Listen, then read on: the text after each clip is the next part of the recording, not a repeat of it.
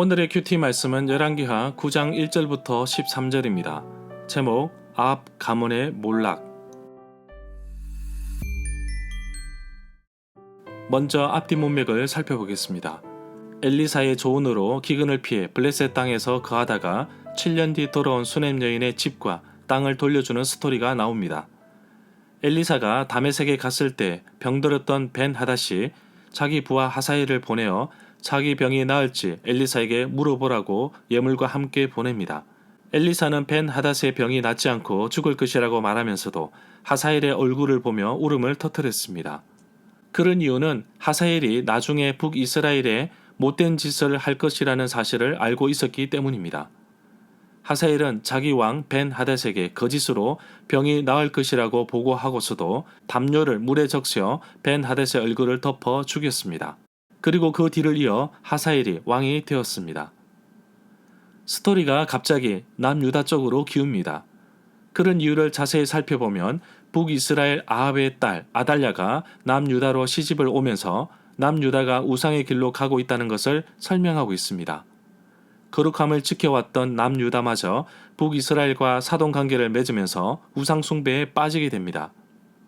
남유다 여호사밧의 아들 5대 왕 여호람이 북이스라엘 7대 왕 아합의 딸 아달랴와 결혼을 하게 됩니다. 단순히 결혼 관계가 아닙니다. 솔로몬도 이방 여인과 정략 결혼을 하면서 나라의 안정을 찾았다고 하지만 이방 여인들이 가져온 우상들이 함께 이스라엘에 들어오게 된 것입니다. 아합의 딸 아달랴가 아합의 집안에 행하였던 것처럼 북이스라엘 왕들의 길을 따라갔습니다. 그러나 사무엘하 7장 11절부터 16절에서 다윗에게 그의 가문에 등불을 주시겠다고 약속하셨기 때문에 나라는 망하지 않았지만 주변 나라들이 독립하기 시작했습니다.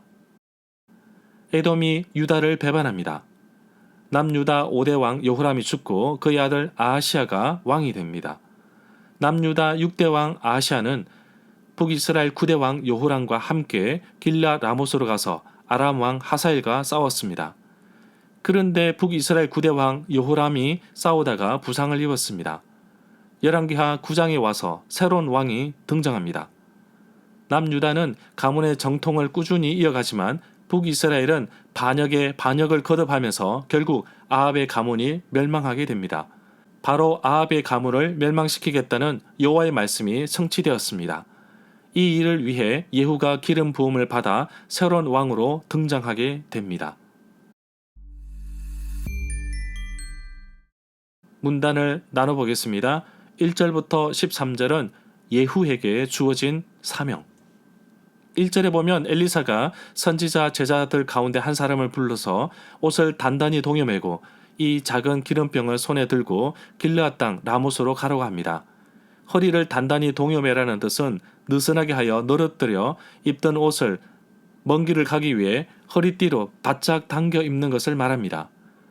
기름을 머리에 붓는다는 것은 왕으로 세운다는 뜻입니다. 길르앗 라못은 열왕기하 8장에서 아람 왕 하사엘과 싸우기 위해 북이스라엘 9대 왕 여호람과 남유다 6대 왕 아하시아가 함께 연합하여 싸웠던 곳인데 이 전쟁에서 북이스라엘 9대 왕 여호람이 부상을 입었습니다. 2절에 보면 엘리사는 길르앗 라못에 가서 님시의 손자 여호사밧의 아들인 예후를 밀실로 데려와 들어가라고 말합니다. 예후의 아버지는 여호사밧인데 남유다 4대 왕 여호사밧이 아닙니다. 동명이인입니다. 예후의 가계도를 보면 님시, 여호사밧, 예후로 이어집니다. 예후를 소개할 때 님시의 손자라고 하는데 열왕기상 19장 16절에 보면 여호와께서 엘리야에게 기름을 부으라는 사람의 명단이 나옵니다. 다메섹에 있는 하사엘에게 기름을 부어 아람의 왕이 되게 하고 님시의 아들 예후에 기름을 부어 이스라엘의 왕이 되게 하고 또 엘리사에게 기름을 부어 선지자가 되게 하라는 구절이 나옵니다. 여기에서 열왕기상 19장 16절에서 님시의 아들 예후라는 구절이 나옵니다. 단순히 아들의 개념을 넘어 이스라엘 문화 속에서는 가문, 자손으로 해석이 됩니다. 결국 님시의 자손 예후라고 보시면 되겠습니다. 3절에 보면 엘리사는 선지자의 제자들 가운데 한 사람에게 기름병을 기울여 예후의 머리에 부으면서 여호와께서 당신을 이스라엘의 왕으로 세우셨다고 말씀하셨소 하고 말하라고 합니다. 그런 다음에 문을 열고 빨리 도망하되 머뭇거리지 말고 지체해서도 안 된다고 말합니다. 지금 북이스라엘 9대 왕 여호람이 아람 왕 하사엘과 싸우다가 부상을 입었습니다. 그리고 부상 치료를 위해 이스라엘로 갔고 문병을 위해 남유다 아하시아 왕도 왔습니다. 전쟁터는 길앗 라못이기 때문에 그곳에 님시의 손자 예후가 있었습니다. 엘리사는 북이스라엘 왕 여호람이 부상을 당한 때를 이용해서 아합 가문에 대한 하나님의 심판을 시작하게 합니다. 그의 형제들 중에서 일어나게 하고 라는 부분에서 여러 지휘관 가운데 뽑힐 것으로 봅니다. 실제로 예후에게 기름을 부으라는 명령은 엘리야에게 내려진 것인데 엘리사 때에 이루어졌습니다. 이 내용은 열왕기상 19장 16절에 나옵니다. 8절에 보면 아합의 가문을 모두 다 멸망시킬 것이라고 하시는데 이미 엘리야를 통하여 아합 집안을 심판하시겠다고 말씀하셨습니다. 열왕기상 21장 21절에 여호와의 말씀이 아합에게 재앙을 내려 썰어버릴 것인데 아합에게 속한 모든 남자들 자유인이나 종이나 모두 다 멸할 것이라고 하였습니다. 9절에 보면 여로보암은 북이스라엘 1대 왕입니다. 북이스라엘 왕들의 타락과 우상숭배의 기준이 되는 것은 바로 여로보암의 길로 갔는지 가지 않았는지를 말합니다. 여로보암 1세가 사람들이 남유다 예루살렘에 가서 제단의 제사를 드리지 못하도록 베델과 단의 제단을 만들고 우상을 만들었습니다. 이 내용은 열왕기상 14장 9절에 나옵니다. 바하사에 대한 심판의 징계는 열왕기상 16장 1절에 나옵니다. 하나니의 아들 예후에게 바하사를 꾸짖어 징계하십니다. 바하사는 북이스라엘 3대 왕으로 여로보암 1세의 아들 나답이 2년간 통치했는데 바하사가 나답을 죽이고 왕이 되었습니다. 바하사가 24년간 통치하였지만 여전히 여호와 보시기에 악을 행하고 여로보암의 길로 행하였습니다. 10절에 보면 계속해서 예후에게 앞으로 해야 할 일을 주시는데 개들이 이스라엘 땅 안에서 이세벨의 시체를 뜯어 먹을 것이며 아무도 이세벨을 묻어줄 사람조차 없을 것이라고 여호와의 말씀을 전합니다.